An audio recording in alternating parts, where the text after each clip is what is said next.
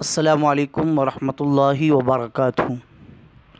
ہمارے اسلامک معاشرہ YouTube channel پر آپ حضرات کے لیے ایک نیا سوال اور اس کا جواب حاضر ہے۔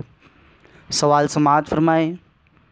کیا نکاح کے بعد بیوی اپنے نام کے ساتھ شوہر کا نام جوڑ سکتی ہے؟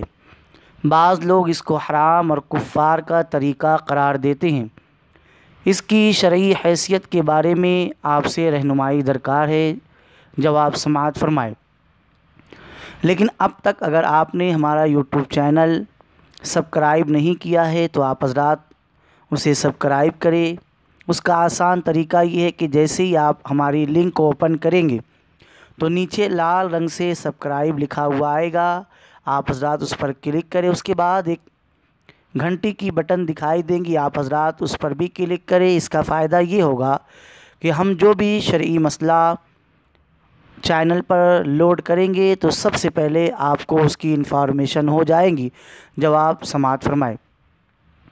بیوی کا اپنے نام کے ساتھ بطور نسبت شوہر کا نام جوڑنا اور کسی کا اپنی ولدیت تبدیل کرنا دو الگ الگ مسئلے ہیں، جبکہ کچھ لوگ مسئلے کی نوعیت سمجھے بغیر دونوں پر ایک ہی حکم جاری کر دیتے ہیں، جو عوام الناس کے لیے پریشانی کا باعث بنتا ہے۔ لہٰذا دونوں موضوعات پر الگ الگ دلائل پیش کرتے ہیں تاکہ حقیقت کھل کر سامنے آ جائے۔ اللہ پاک قرآن پاک میں فرماتا ہے، تم ان منہ بولے بیٹوں کو ان کے باپ ہی کے نام سے پکارا کرو، یہی اللہ کے نزدیک زیادہ عدل ہے۔ پھر اگر تمہیں ان کے باپ معلوم نہ ہوں تو وہ دین میں تمہارے بھائی ہیں اور تمہارے دوست ہیں۔ آیہ مبارکہ میں منہ بولے بیٹوں کو منہ بھولے باپ کے نام سے پکارنے کی بجائے ان کے والد کے نام سے پکارنے کا حکم دیا گیا ہے، اور احادیث مبارکہ میں ولدیت تبدیل کرنے والے کے لیے سخت وعیدیں سنائی گئی ہیں۔ بخاری شریف، مسلم شریف میں حدیث ذکر ہے۔ حضرت ابو ذر رضی اللہ تعالیٰ عنہ کا بیان ہے کہ میں نے نبی کریم صلی اللہ علیہ وسلم کو فرماتے ہوئے سنا، جو شخص جان بوجھ کر اپنے آپ کو باپ کے علاوہ کسی دوسرے کی جانب منسوب کرے تو اس نے کفر کیا، اور جو ایسی قوم میں سے ہونے کا دعویٰ کرے جس میں سے نہیں ہے تو وہ اپنا ٹھکانہ جہنم میں بنا لے۔ جان بوجھ کر ولدیت تبدیل کرنے کا حکم حضرت سعد بن ابی وقاص رضی اللہ تعالیٰ عنہ نے نبی کریم صلی اللہ علیہ وسلم کو فرماتے ہوئے سنا، جو اپنے باپ کے سوا کسی اور کے متعلق دعویٰ کرے اور وہ جانتا ہے کہ وہ اس کا باپ نہیں تو اس پر جنت حرام ہے۔ بخاری شریف اور مسلم شریف میں یہ حدیث مبارکہ ذکر ہے۔ باپ دادا سے منہ پھیرنے والے کا حکم۔ حضرت ابو ہریرہ رضی اللہ تعالیٰ عنہ سے روایت کی ہے کہ نبی کریم صلی اللہ علیہ وسلم نے فرمایا، اپنے آبا و اجداد سے منہ نہ پھیرو، جو اپنے باپ سے منہ پھیر کر دوسرے کو باپ بنائے تو یہ کفر ہے۔ یہ بھی بخاری شریف اور مسلم شریف کی حدیث مبارکہ ہے۔ باپ کی بجائے غیر کی طرف نسب ظاہر کرنا بھی باعث لعنت ہے۔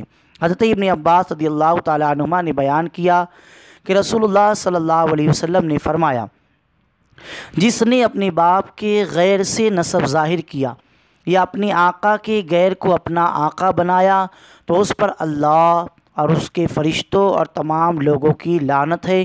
ابن ماجہ شریف کی حدیث مبارکہ۔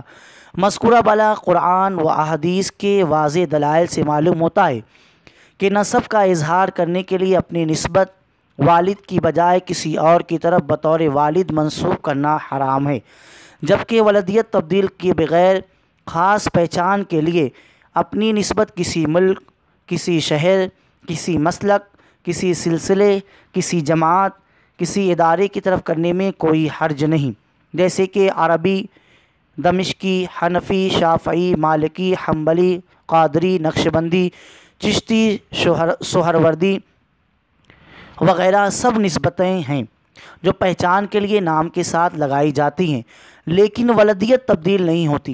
لہٰذا بیوی کی نسبت بھی پہچان کے لیے اس کے شوہر کی طرف کی جائے تو اس میں کوئی حرج نہیں ہوتا، جس کی مثالیں قرآن پاک و حدیث سے ملتی ہیں۔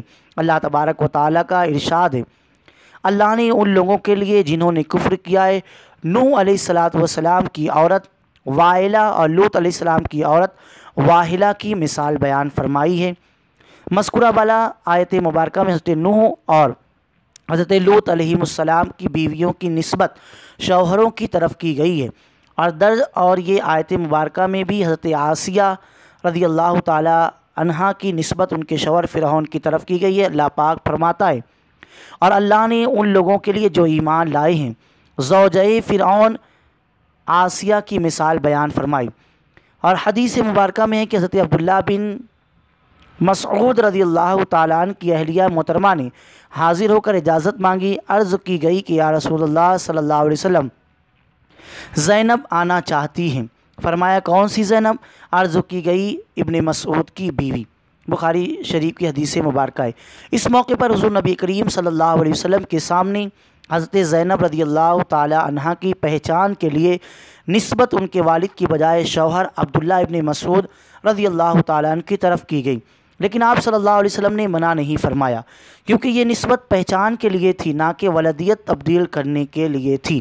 اور حضرت عطا کا بیان ہے کہ ہم حضرت ابن عباس کے ہمراہ صرف کے مقام پر حضرت میمونہ کے جنازے پر حاضر ہوئے۔ حضرت ابن عباس نے فرمایا یہ حضور نبی کریم صلی اللہ علیہ وسلم کی زوجہ محترمہ ہیں۔ بخاری شریف کی حدیث مبارکہ۔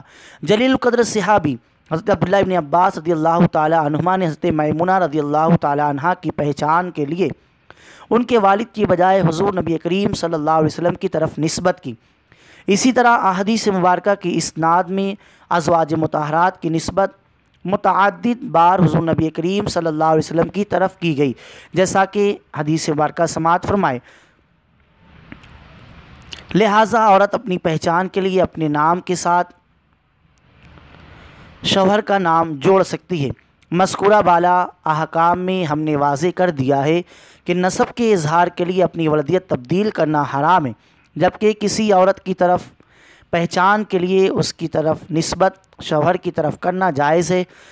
تحقیق کیے بغیر قرآن و حدیث کے نصوص سے غلط دلیل پیش کرنا اور اسے کفار کا طریقہ قرار دینا یہ بہت بڑی علمی خیانت ہے، کیونکہ قرآن و حدیث میں اپنے والد کی بجائے کسی اور کو والد ظاہر کرنے کی ممانعت ہے، جبکہ بیوی کی نسبت شوہر کی طرف کرنے کی کوئی ممانعت نہیں ہے۔ اللہ تبارک و تعالی ہم سب کو شریعت کے مسائل صحیح طرح سے سمجھنے کی توفیق عطا فرمائے۔